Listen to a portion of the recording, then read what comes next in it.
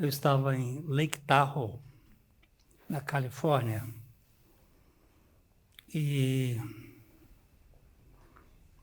o telefone tocou. Era uma médica. Pastor Glênio, meu pai está com rabdomiólise. O que é isso, minha filha? É uma doença que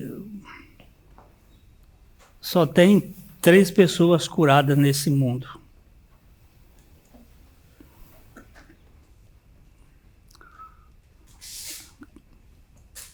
Então vamos orar. Porque Deus pode curar. E esse homem hoje está aqui conosco. Ele saiu de 33 graus do corpo da morte e está vivo. O doutor Edgar está ali sentado olhando para mim. E que eu estou contando isso aqui para dizer o seguinte: nós não vamos olhar para a gravidade do Patrick. Nós vamos olhar para o poder da ressurreição. Amém. Eu não sei se é do objetivo do Senhor curá-lo, mas eu sei que Ele tem poder para curá-lo e eu não vou me ater ao fato de que é grave. Eu vou me ater ao fato de que o Senhor é poderoso para fazer, como orou aqui o Dr. Farid, muito além do que pedimos ou pensamos. O caso do Dr. Edgar é um caso gravíssimo. E ele está curado.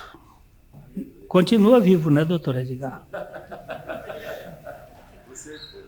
A rabdomiólise faz com que as células percam todo o comando de direção no corpo. Ela não sabe quando é a cauda ou a cabeça. E aí faz uma desordem. Mas no caos, Deus continua sendo o autor do cosmos. E é dele que nós dependemos. Qual foi a coisa mais linda que Deus criou?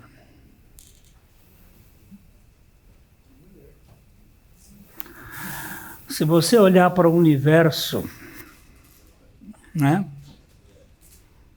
Para o macrocosmos, você se extasia. Se você olhar para o microcosmos, para aquela dimensão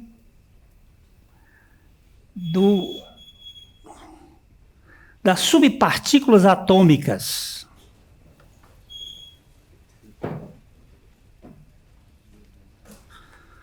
e é espantoso que no meio deste macrocosmos, de milhões de anos-luz, e desse microcosmo medido a angstroms, lá abaixo de não sei quanto da cabeça da gente, está o homem. A criação mais fantástica de Deus. Ela é tão fantástica que quando Deus quis salvar esse homem que caiu, ele se tornou homem.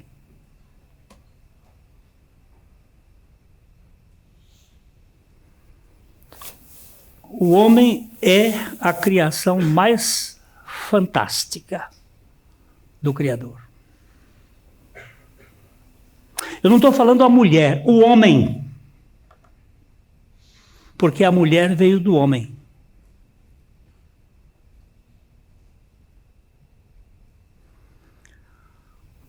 E o inimigo, quando quis estragar o projeto de Deus, ele não veio falar com o homem.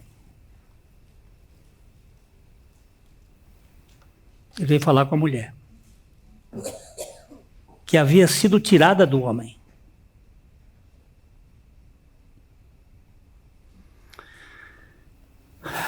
Não existe nada mais fantástico nesse universo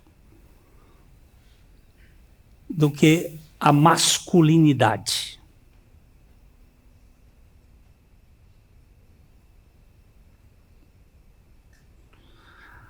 Mas o inimigo exatamente tem feito um transtorno nessa área. Ele tem produzido todo um caos em cima daquilo que é o projeto ápice da criação. Quando Deus se propôs a criar o homem, ele usou um termo dizendo, Gênesis capítulo 1, versículo 26. Agora, você tem texto, pode botar aqui o texto, Gênesis 1, 26. Aqui nós temos uma coisa muito interessante. Também disse Deus, Deus é singular na nossa língua. No hebraico é plural. Porque esse é um dos nomes de Deus, El-Ohim, o Todo-Poderoso, que nós fôssemos traduzir para o português, os Todo-Poderosos. O Deus Criador, ele é coletivo, tanto é que usa o verbo no plural. Disse Deus, façamos. Se fosse no singular, disse Deus, faço. Mas o façamos logo indica que se trata de alguém coletivo. Mesmo porque uma das definições de Deus é que ele é amor. E amor não existe para si próprio. O amor não se fagocita, ele não se come a si mesmo. O amor é uma manifestação de aceitação, de acolhimento, de toque no outro. Então, quando nós vemos aqui, façamos o homem a nossa imagem conforme a nossa semelhança.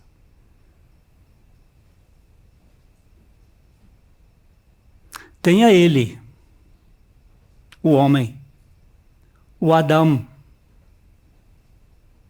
domínio sobre os peixes do mar. Ele vai para o profundo. Sobre as aves dos céus, para as alturas. Sobre os animais domésticos. Sobre toda a terra. Sobre todos os répteis que rastejam na terra.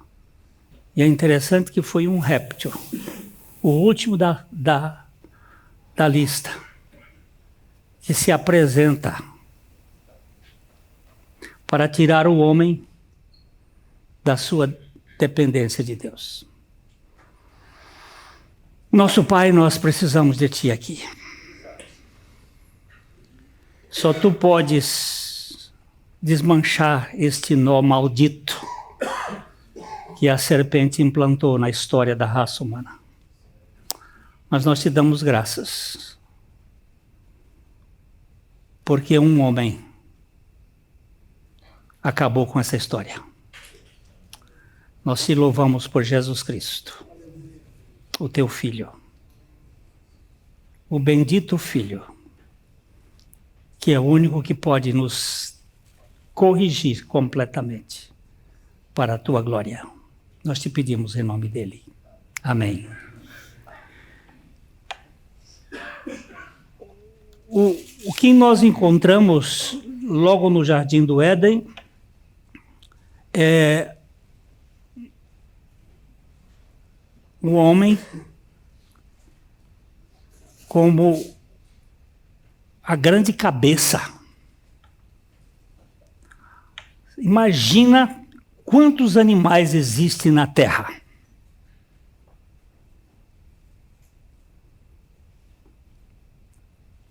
A taxonomia aponta em 8.700.000 animais.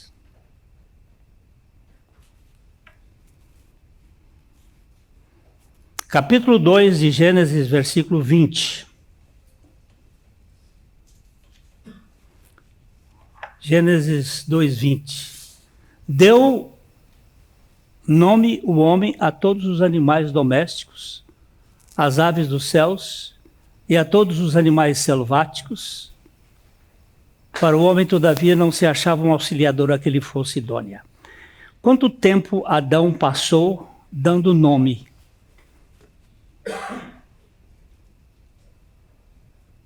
aos animais? Alguém me perguntou, pastor, quanto tempo o homem ficou no jardim antes de encontrar-se com a mulher? Não foi pouco tempo não, porque só para dar nome para tudo quanto é bicho desse mundo.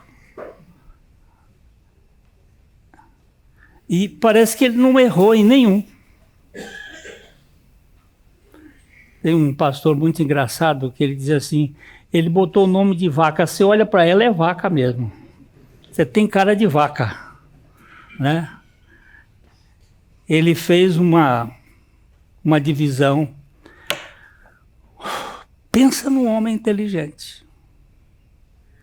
Nós evoluímos muito. O ser humano evoluiu muito. E eu digo, o ser humano involuiu muito para chegar onde nós chegamos hoje. Porque hoje, lamentavelmente, nossa cabeça está aqui. Até o ano de 1900, para alguém entrar na Universidade de Harvard, ele precisava fazer uma conta de 40 números vezes 4 números de cabeça.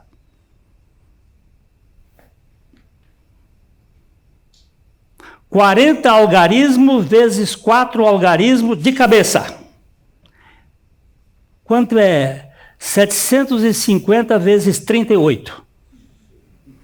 Bora!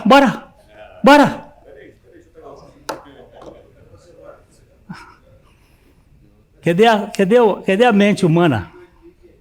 Cadê a mente humana? 28.500. Quanto?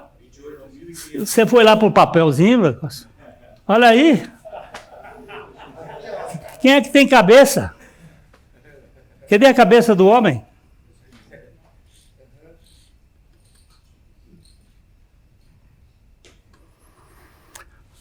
Qualquer católico,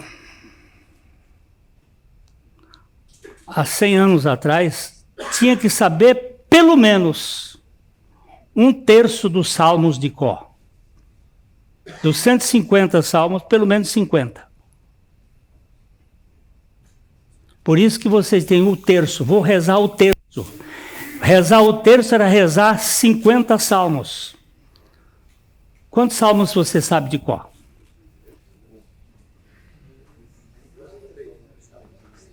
Hein? Você sabe 3. Está de vantagem.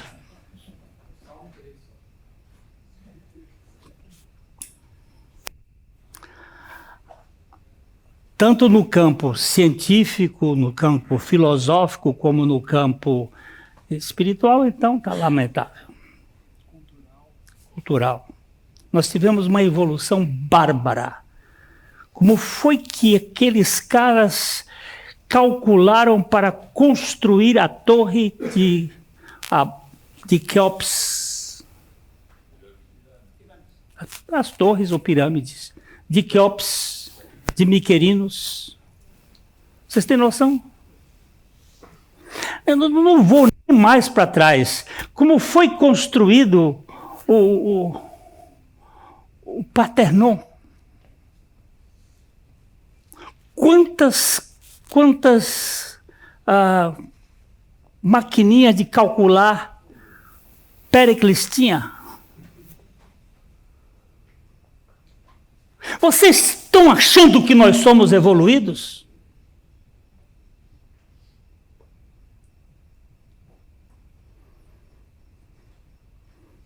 Perdemos há muitos anos, e nós perdemos o rumo da cabeça e somos dirigidos pela cabeça que está para baixo.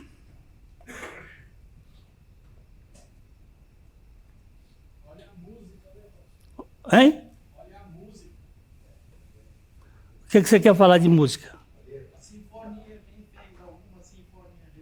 Ah, sim, recentemente não tem nada.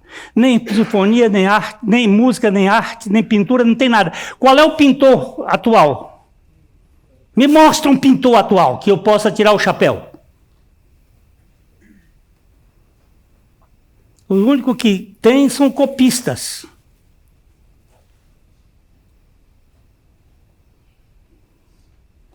Nós somos uma raça em profunda involução. E isso se deve exatamente ao trabalho da serpente. Mas onde foi que ela foi fazer o seu trabalho máximo? Na paternidade. A figura mais importante para uma família é um homem. Mas hoje nós não temos mais homens. O homem era tão importante que os reis não podiam ficar sem eles e castrava e faziam eunucos. Porque eles não tinham cabeça tão boas como certos homens. Os 4 homens mais importantes no reino de Nabucodonosor foram Daniel, Misael, Ananias e Azarias. Os 4 eram eunucos, eram castrados.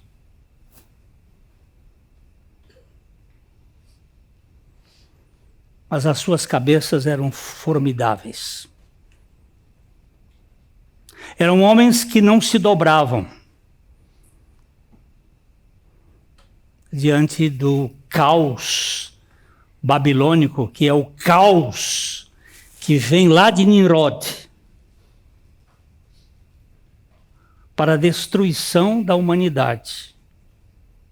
Que hoje nós estamos assistindo essa destruição via, o que é que eu posso dizer? Governo dos poderosos.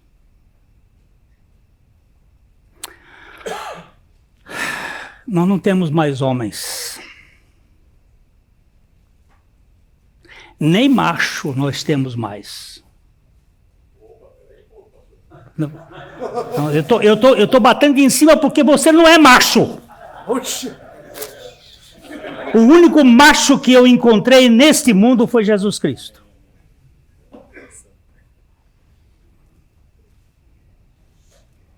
Que nunca se acovardou diante de circunstância alguma.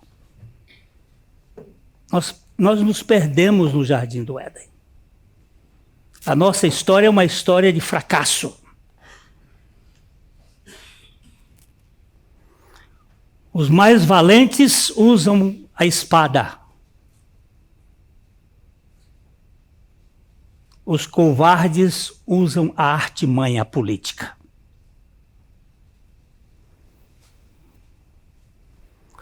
E como é que vai resolver esse problema, meu povo? Nós falamos de hombridade. Como é que vai resolver esse problema? Então, o texto que foi sugerido foi: quando eu era menino. Como é que é? Foi quando eu era menino, falava como menino. Pode botar. Quando eu era menino, falava, sentia, pensava. Quando cheguei a ser homem, diz das coisas próprias de menino. Mas aí tem uma inversão, você sabe por quê? Porque você só fala porque pensa.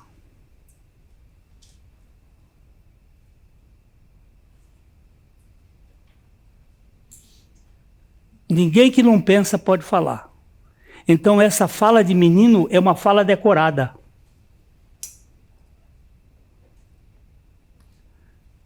É a fala da infantilidade. É o sentimento desregrado. E a boca fala do que a mente está cheia, o coração está cheio. Mas hoje nós temos uma conversa no meio dos homens que não é edificante. Quando ela não é uma conversa maldosa, maliciosa, ela é uma conversa ridiculamente pobre. Ela não cura, ela só adoece. Ela compete. Então nós estamos diante de uma realidade que precisa de tratamento. E você não vai achar esse tratamento nas universidades. Pelo contrário, nas universidades você vai achar desordem. Porque o homem vai precisar de algo mais profundo. Então nós vamos para Efésios capítulo 4, versículo 13.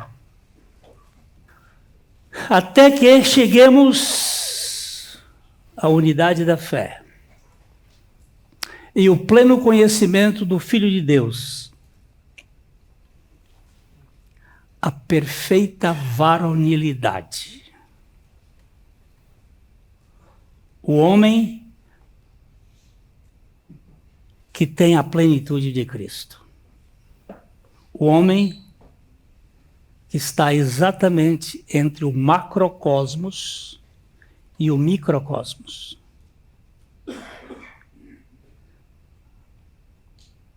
A ciência tem chegado à seguinte conclusão: o homem é o sinal de igualdade entre o infinito, o grande universo e o micro. Ele é o sinal de igualdade.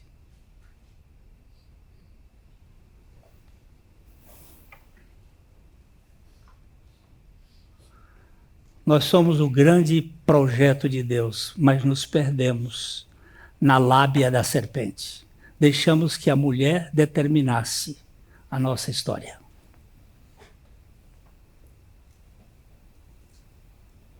O sentimento, o prazer do pecado tomou conta da nossa história. Nós somos uma raça caída, homens frágeis. Quando parecem ser fortes, são valentões, mas não têm o grande poder de demover o ódio do coração. Jesus Cristo, sem uma arma, conquistou mais gente neste mundo do que Nabucodonosor, Ciro, Alexandre, os Césares, Napoleão e todos os grandes generais do mundo com seus exércitos. Porque o homem é a dimensão mais elevada que Deus deu nesse universo, mas ela só pode existir com ele, dependente dele. Fora dele, o homem é uma tragédia. Fora dessa relação com Deus, nós somos o maior laboratório de questões, de problema. Começa pelo nosso lar. Não responda. Como é que está o seu lar? Como é que está a sua relação familiar? Não estou perguntando para as pessoas verem. Não é ter a mulher mais feliz deste acampamento, segundo um dos uns dos acampantes aqui, que casou com essa menina aqui em 86, ele disse que a mulher mais feliz... 86... Pediu em namoro, ele disse que ela é a mulher mais feliz que já passou nesse acampamento, porque... Você imagina o tanto do ego desse cara. Você viu o tamanho desse ego? Ele não tem universo que caiba a ele. Não é? Agora, o Deus Todo-Poderoso, para se encarnar, ele teve que se esvaziar. Imagina o Criador do macrocosmos entrar num óvulo como espermatozoide.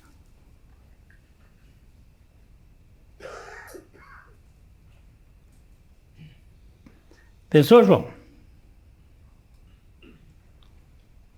O que é isso? É o poder da cruz para eliminar de dentro de nós a soberba. Nós somos uma raça ensoberbecida, ensimesmada.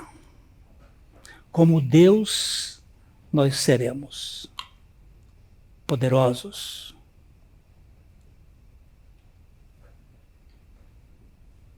E aqui, o Senhor tem que fazer um milagre. A guerra de 1945, o ano que eu nasci, tenho 78 anos,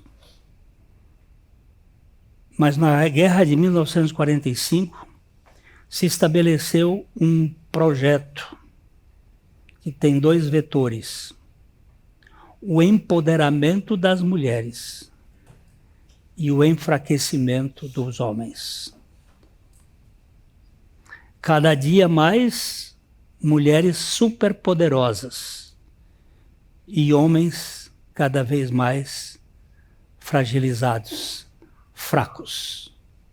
Eu não estou falando de poder, de força, fraco, no sentido de relacionamento, de suporte.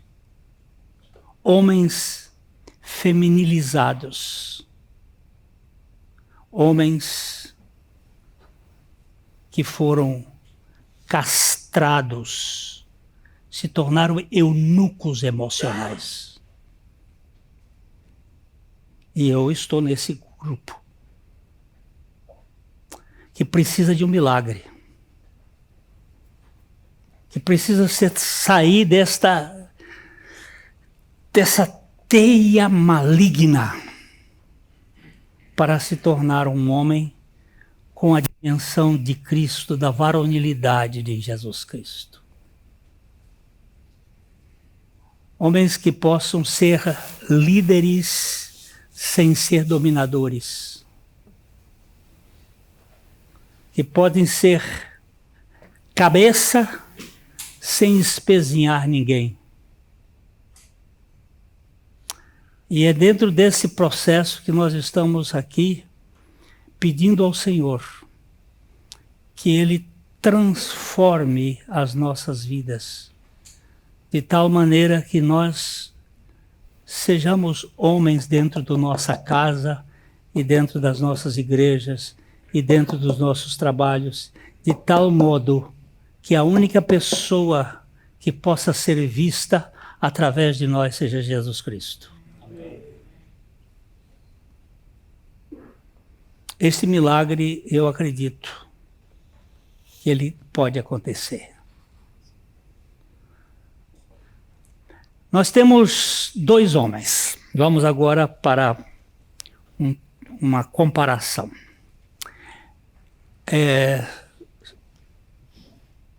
1 Coríntios capítulo 15, versículos 45 a 49. 1 Coríntios 15, 45 a 49. O capítulo 15 de 1 Coríntios, ele é o ápice da revelação da obra de Deus para com a humanidade. É a ressurreição. E ele vai comparar aqui, pois assim está escrito: o primeiro homem, Adão. Ele foi feito alma vivente. O último Adão, porém, é espírito vivificante. Você repara que aqui existem dois vetores. Primeiro homem, Adão. Ele é almático. Ele é psíquico. Ele é... A ideia é de poder controlar pelos seus sentimentos, pelo seu entendimento. Ele é o homem da alma. Agora, ele fala último Adão, porém é espírito vivificante. Último Adão, quem é o último Adão? Primeiro Adão, último Adão. Depois do último, quem vem? Hein? Quem vem depois do último? Não tem. Então, esse versículo tem uma coisa bem interessante. O primeiro Adão, lá do Jardim do Éden, é alma vivente. Mas tem um último Adão. Onde é que está esse último Adão? Onde aparece esse último Adão? Ou há um erro bíblico aqui? Quem é o último Adão? Quem é o último Adão? Cristo Jesus. Cristo, natureza divina. Jesus, natureza humana. Cristo Jesus, a encarnação do Deus homem. Lá na cruz, quem era? Cristo Jesus. Na cruz ele era Cristo Jesus. Cristo, a natureza divina, Jesus, a natureza humana, Cristo Jesus morrendo como o último Adão.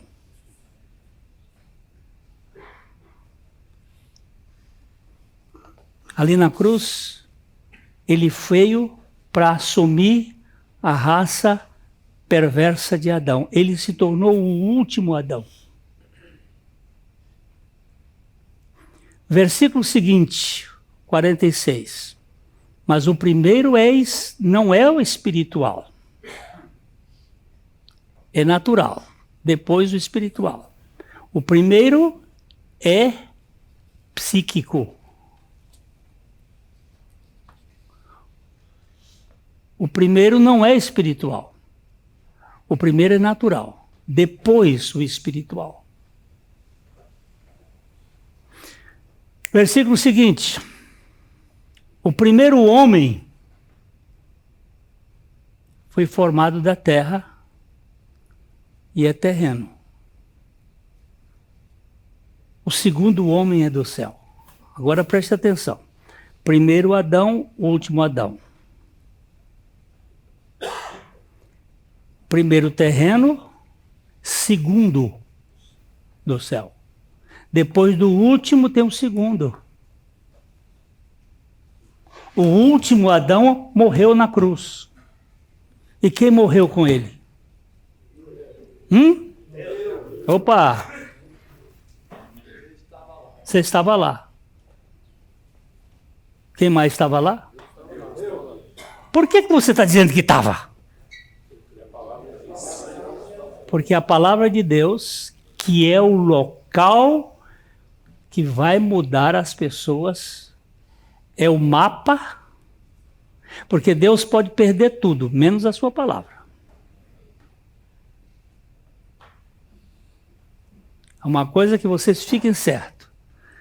Ele pode perder a criatura dele, ele pode perder o universo, mas ele não pode perder a sua palavra, porque com a sua palavra ele faz tudo de novo.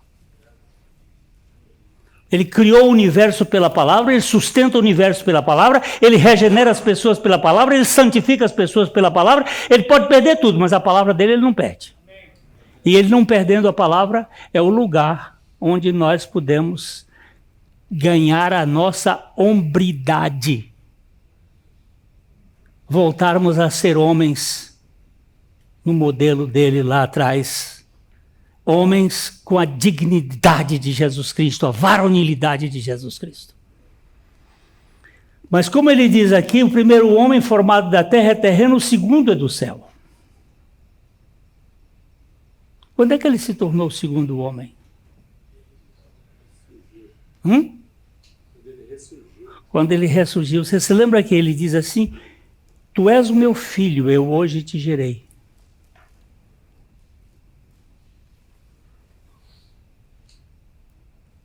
Foi na ressurreição. Eu acho que é Atos 13, 42 ou 46. Agora eu não... Vamos ver se é. 42 não é. E 46 não é também. É 13, Atos 13. 42? Não, também não é. É quando ele diz assim: tu és meu filho, hoje eu te gerei, na ressurreição. 13:33. Muito bem. Como Deus o cumpriu plenamente a nós, seus filhos, ressuscitando a Jesus, como também está escrito no Salmo 2, tu és o meu filho, hoje te gerei. Essa geração aqui é a geração da ressurreição. Quando Deus desmanchou a sua história e a minha história. Você nasceu com uma história às avessas. Eu e você. Mas Deus, para resolver essa história de homens fracos, de homens valentões mais fracos, ele teve que incluir a gente no pacote de Cristo e nos fazer morrer com Cristo. Mas eu não estava lá nesse tempo. Eu só nasci em 45. Mas o projeto de Deus está antes da fundação do mundo. E estava em Cristo Jesus, para que nós pudéssemos experimentar uma realidade de transformação de nossa identidade e não vivermos a cata de afetividade de quem quer que seja. Tem muitos homens fracos que ficam o tempo todo chorando o colo da mamãe. Porque eles saíram do cordão umbilical, mas não saíram da saia da mãe. São homens fracos. Dependentes da opinião das pessoas. Não dependentes de Deus. Ficam sempre choramingando e contando histórias para chamar a atenção dos seus feitos ou dos seus fracassos, como vítimas. Agora, vamos voltar lá para o texto de 1 Coríntios 15, o versículo 47. O primeiro homem formado da terra é terreno, o segundo homem é do céu. Verso 48, presta atenção nesse verso. E como foi o primeiro homem, o terreno? E como foi o primeiro homem, o terreno? Tais são também os demais homens terrenos. Jesus disse que o que nasceu da carne é o quê? É carne. O que nasceu terreno, continua terreno. Mas aí veja o que ele diz. E como é que eu esqueci minha canetinha para marcar aqui, ó. Ali como foi é passado. Como foi o primeiro homem terreno, tais são também os demais homens terrenos. Como foi o primeiro homem terreno. Por que foi? Porque lá no Jardim do Éden, ele recebeu uma sentença. No dia que você comer dessa fruta, você vai morrer. foi. Como foi o primeiro homem terreno, tais os demais homens terrenos. E como é.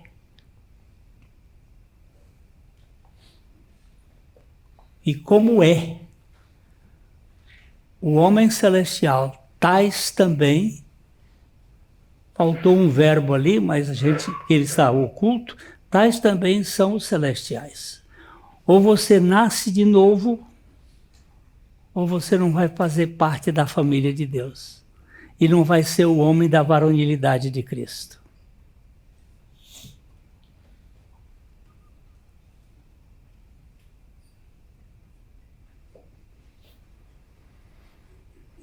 Uma vez eu fui chamado para atender um senhor muito rico aqui na cidade de Londrina. Muito rico. Havia tido uma max desvalorização do dólar. E ele perdeu alguns milhões no preço do café. E a família, ele entrou em pânico, a família me chamou para fazer uma visita. Eu cheguei na casa, a esposa, entra aqui no quarto, pastor, entra aqui. Eu entrei no quarto e disse, cadê o seu marido? Ela, aonde? Debaixo da cama.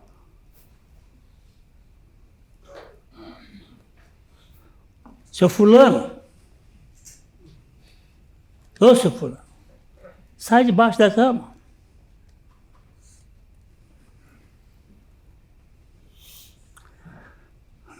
Eles vão, eu vou entrar em fracasso, eu vou perder tudo, eu vou perder minhas fazendas. Sai debaixo da cama. Eu meti a mão lá embaixo, peguei na mão dele e puxei. Sentei na cama. Quantas sacas de café o senhor tem? 2 milhões de sacas de café. Muito bem. Quantas vacas o senhor tem? Eu tenho umas 80 mil cabeças de gado. Vamos matar uma por dia para ver quanto tempo vai para o senhor tá com fome. Aí eu comecei a fazer cálculo com ele e disse assim, sabe o que acontece?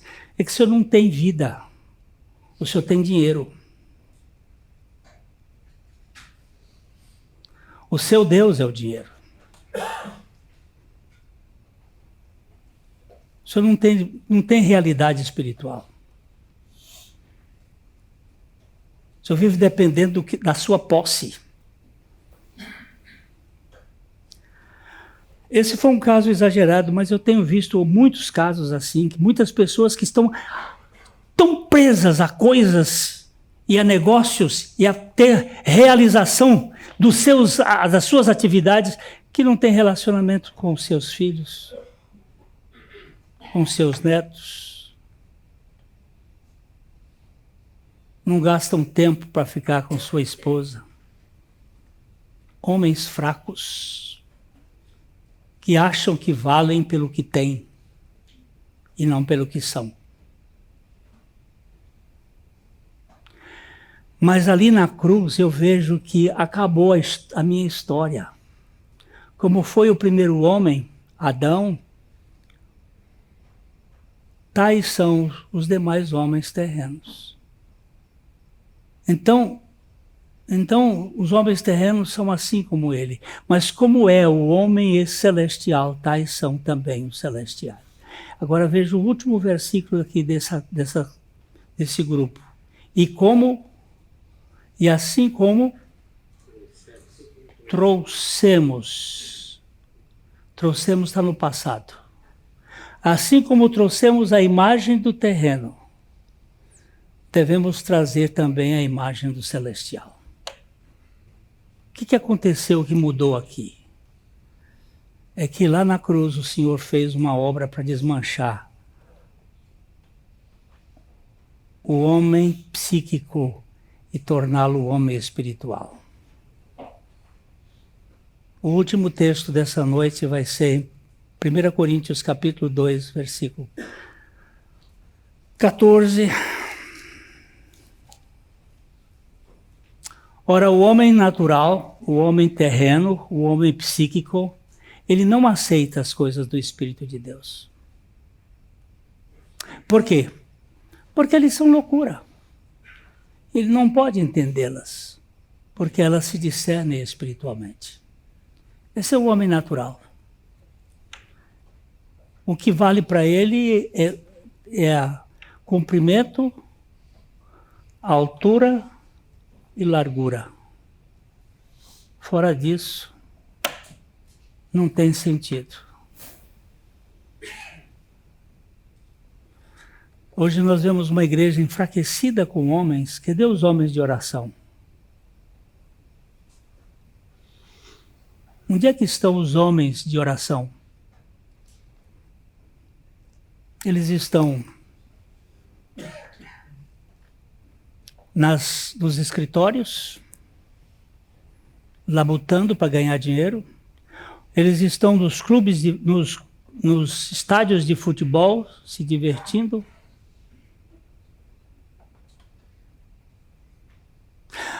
Mas oração é coisa de mulher. Nós estamos perdidos no nosso papel. Deus tem misericórdia de mim. Deus tem misericórdia de mim, não me permita eu ficar preso com coisas que vão ficar aqui.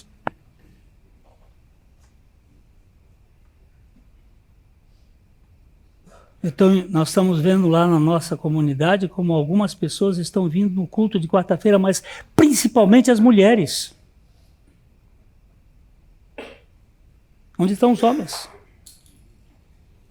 Estão no entretenimento?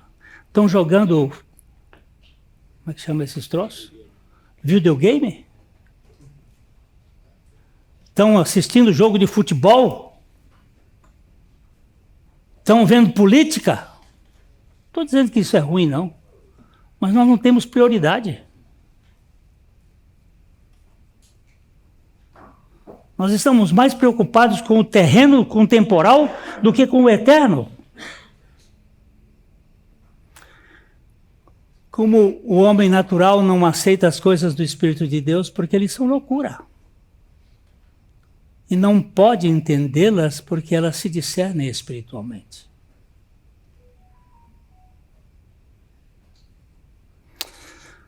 Se a gente tivesse um grupo de homens assim, comprometidos com o Senhor, na hora que a história do nosso Patrick, essa madrugada eu fui acordado porque o pastor Gerson está doente lá no coisa, tem que o Maurício, o Marcelo está com problema e Deus me acorda para orar por um, por outro, por quê? Por quê? Porque essa gente é amada de Deus e precisa ser cuidada. Mas muitas vezes nós estamos preocupados com a nossa bicicleta, com o nosso carrinho, com os nossos brinquedos. Qual é a diferença do brinquedo de um adulto para uma criança? Qual é a diferença? O preço. Só o preço. Para a criança é um carrinho. Para um adulto é uma Ferrari. É só o preço. Mas é sempre as brincadeirinhas. Mas o que diz aí o versículo seguinte? Porém o homem espiritual, o que faz? Julga todas as coisas. Mas ele mesmo não é julgado por ninguém.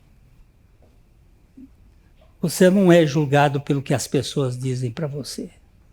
No dia que você ficar preocupado que você tirou uma boa nota, você é o máximo, ou no dia que você tira uma má, você é o péssimo, você está perdido com esse conceito do mundo.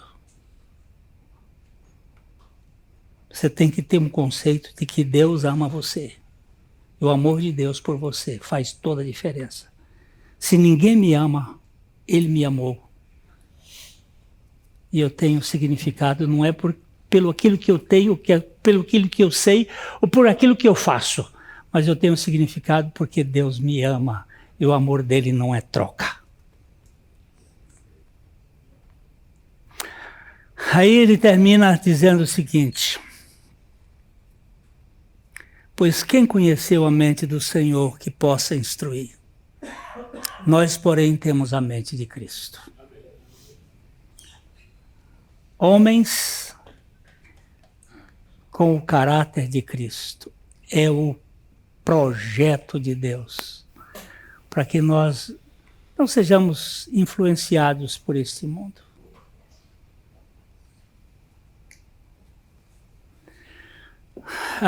Abraham Lincoln foi considerado duas palavras. Ele foi chamado de homem de aço e homem de veludo. Homem de aço, porque ele suportava todos os embates. E homem de veludo, porque ele era suave, macio, compreensivo. Nós temos um conceito, muitas vezes, só de homens de aço, que enfrentam tudo. Mas esses homens de aço precisam também ter a sensibilidade de Cristo. Homens de veludo, que possam fazer a diferença nesse mundo. E o primeiro lugar do seu laboratório vai ser na sua casa. Com a sua esposa, com a sua namorada, com seu filho, sua filha, com seus netos. É o laboratório. Hoje, macho é aquele que vai para a cama. Mas o homem é aquele que respeita a individualidade. Que Deus nos transforme em homens nesse tempo tão carente, para que o nome de Jesus Cristo seja conhecido. Nosso Pai, desmancha esse veneno da cobra nas nossas vidas. Desfaz essa cultura de altar, essa cultura de construir zigorates, torres para que nós comandemos os céus com o nosso próprio pensamento. E dá-nos a humildade de Cristo. Faze com que nós acocoremos para lavar os pés, sem perder a dignidade do Senhor. Opera nesse acampamento e fazes essa obra de tal maneira que vidas sejam transformadas, não simplesmente em membros de igreja, mas em filhos do Senhor, para a glória do Senhor, em nome do Senhor. Amém.